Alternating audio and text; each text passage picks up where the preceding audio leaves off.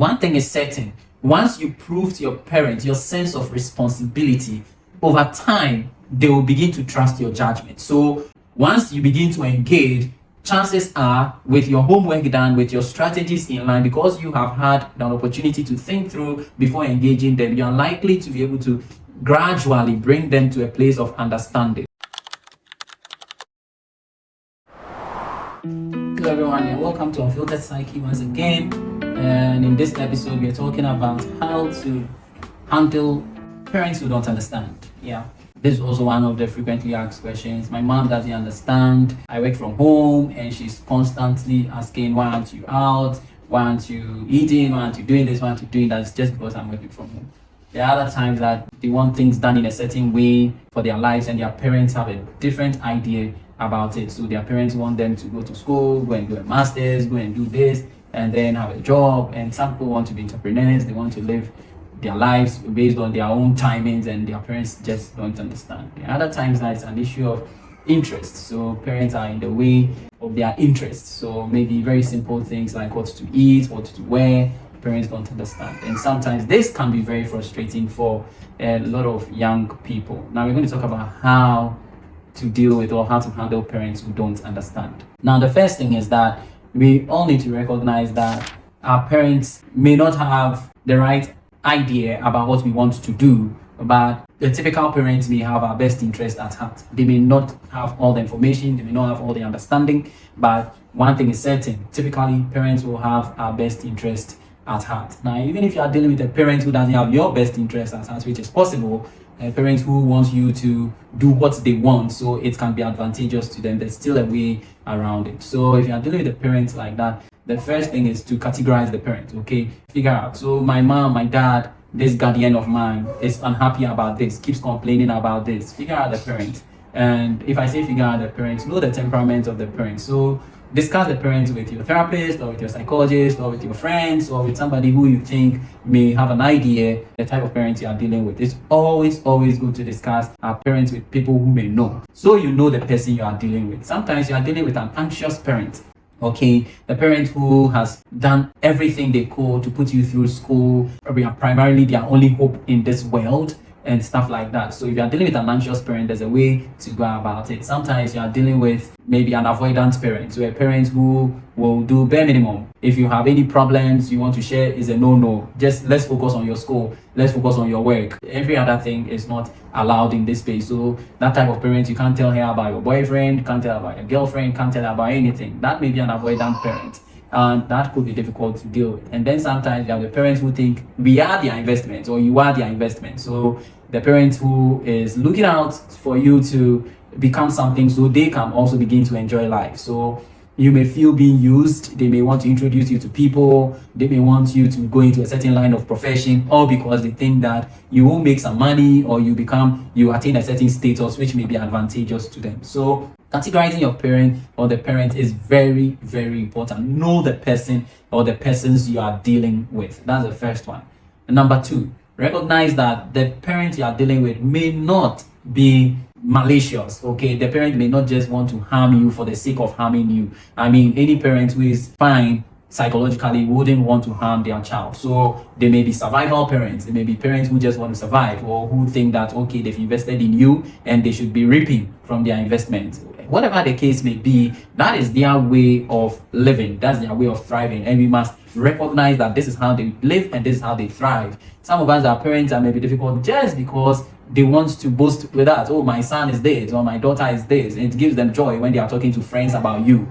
And sometimes that can make it difficult for them to understand us when we want to, or when you want to go into a certain kind of profession, space, career, all those kinds of things. So know the parents you are dealing with. And then secondly, map out the strategy to deal with this parent. And like I said, make every effort to sit down, put this parent in perspective, and then recognize that this parent is not malicious. The parent not being malicious means that whatever approach they may be using, the primary goal may not be to harm you. It may be to their advantage to some extent, but definitely not to harm you. So have that in mind, get that clear. Learn to regulate your emotions around your parents. So a lot of people get into clashes with parents because we feel that, oh, you've been oppressing me all my life. You've been talking to me in this way. You've been dealing with me in this way, and I'm not going to allow you anymore. So sometimes we feel suppressed by these parents, and now we want to get back at them. We want to prove to them that we can stand up for ourselves. So there's that category, and then there's the other category where they won't talk, but then they find a strategy around them. So they will lie a little,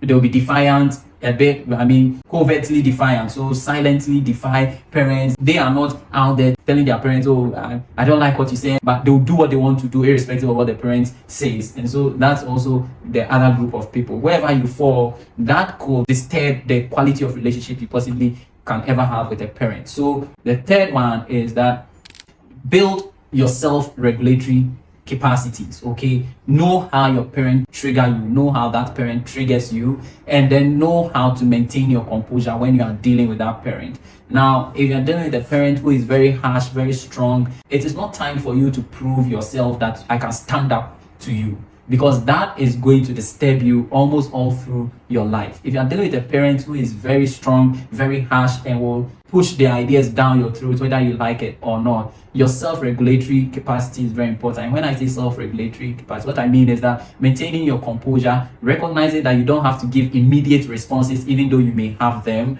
recognizing that when time passes, you'll be able to put your emotions together and properly address the situation is crucial. So if you're dealing with a parent who is very pushy, regulate your emotion in such a way that you can calmly respond to them. You don't have to always give prompt responses as a way of trying to prove that you know what you're about. That will disturb the relationship. Now, if you are the type who is covertly defiant, so you are cool, but you've made up your mind that you are not following them, again, that helps. At least you are quite regulated, self-regulated. But then don't go silent on your parent, particularly the parent is pushy. Don't go silent. Even though you are silent, decide that you find a good time to engage your parent properly about whatever you are dealing with. So that's the third one. Regulate your emotions, and then make sure that you are always in the right emotional state before you engage that parent. Now, number 4 is that make sure you have a surrogate parent. Okay, so if you're dealing with difficult parents or parents who find it difficult to understand you, find another person who can be a parent to you of a sort. Find that person whom you can share your ideas with, bounce your ideas off with, and then make sure that whatever demands your parents are pushing on you or putting you through, whatever misunderstanding they may have, you have a conversation with this surrogate parent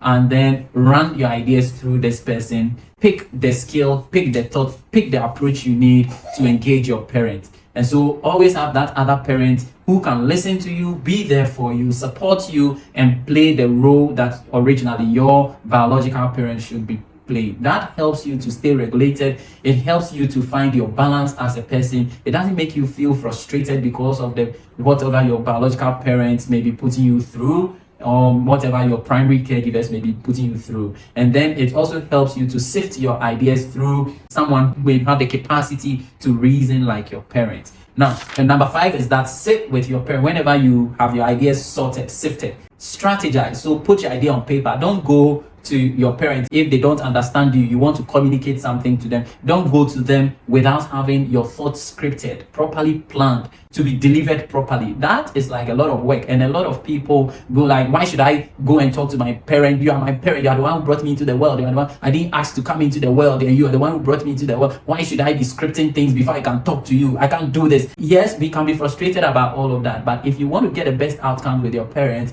you need to let go of that, for want of a better word, that pride. Okay, your parents may be proud too, but you need to let go of your own pride and get used to focusing on the outcomes that you want. You know that if you engage your parents adaptively, there's a certain outcome you would get. Maybe your home may be less tense for you. You may get a few supports from them from time to time, which you definitely need. You may have some peace of mind. You won't have them bugging you every now and then. So focus on the outcome instead of getting frustrated by the approach, because the outcomes are what will help you. So strategize, script what you want, write it down, make sure it's clear in your mind what you want to communicate with them. And then before you engage them, decide. So that'll be the 6th one. Recognize that it could go here or there. It could go for you or against you. So in going to talk to a parent after you've run your ideas through a surrogate parent, after you've written it down, after you are so self-regulated to have that conversation with them,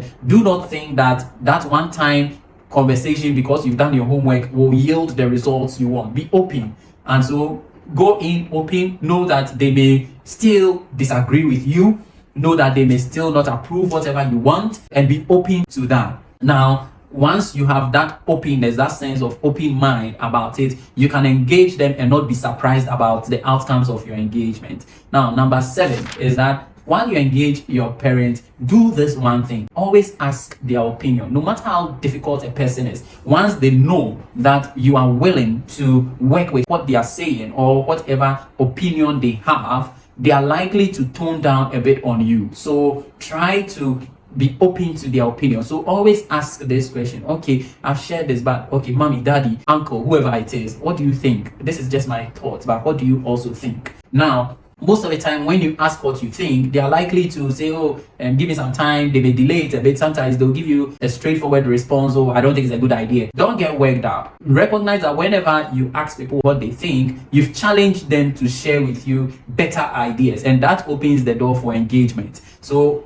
once you begin to engage, chances are, with your homework done, with your strategies in line, because you have had an opportunity to think through before engaging them, you are likely to be able to gradually bring them to a place of understanding. So be open and then allow them to share their thoughts. If you don't agree with them for some reason, but they still want to hold on to their thoughts, tell them you appreciate whatever they've said and you try and make it work. So don't say I will do it. Just say you try and make it work. Trying to make it work means that you think through it. It means that you try and do something about their suggestion, and then assure them that in trying to make it work, you always come back for their opinion at some point in time. So this is the way to approach very difficult parents. Now, one thing is certain: once you prove to your parents your sense of responsibility, over time they will begin to trust your judgment. So the icing on the cake, the overarching theme is that no matter how difficult your parents may be, no matter how ununderstanding they may be, no matter how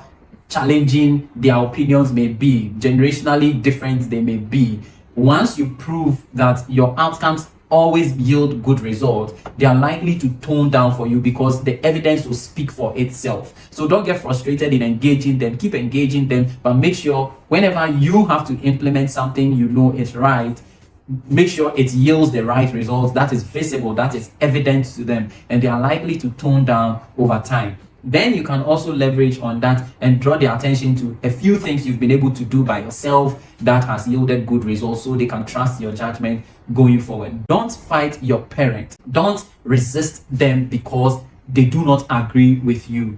Don't decide that you will be a torment to them or a terror to them because they've been resisting your thoughts, your ideas, and your desires. All those things are highly, highly counterproductive, particularly if you have parents who also have those positive sides that can help you and support you. Negotiate. Dealing with parents require negotiation. Negotiate, but negotiate from a place of humility.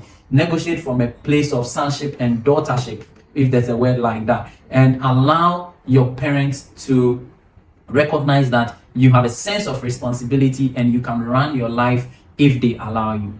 I hope this is useful for anybody who is dealing with parents who don't understand.